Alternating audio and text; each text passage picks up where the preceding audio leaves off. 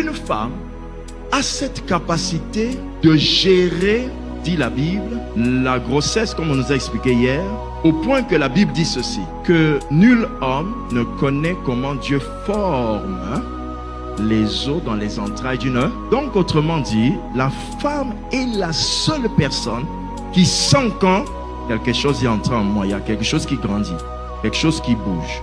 Vous avez un secret que vous partagez avec qui? Avec Dieu. Écoutez-moi bien.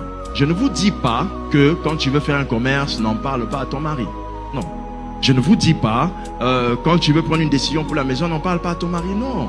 Mais j'aimerais vous dire une chose. Chaque femme qui développe son esprit de révélation, surtout pour sa maison, a certains programmes de prière que le mari ne connaît pas. Tu ne transcenderas jamais les limites de ta maison si tu es femme, si tout ce que tu dis à Dieu dans la prière, tu le dis à ton mari. Quand on était jeune, on avait l'impression que c'était de la sagesse de dire à une femme, femme, faut tout dire, tout ce que tu dis à Dieu, faut dire à ton mari. Non, c'est pas possible. Parce qu'il y a certaines requêtes qu'elle demande à Dieu pour toi. Si elle te les dit, tu vas t'énerver. L'homme masculin n'a pas la sagesse de contenir certaines choses. Mais la femme a la perception spirituelle, le discernement, la révélation de l'esprit, de pouvoir chercher une chose qui énerve son mari. Et quand la chose arrive, le mari aime ça. C'était le même à dire, je n'aime pas cette parcelle-là. Mais elle allait chercher la face de Dieu.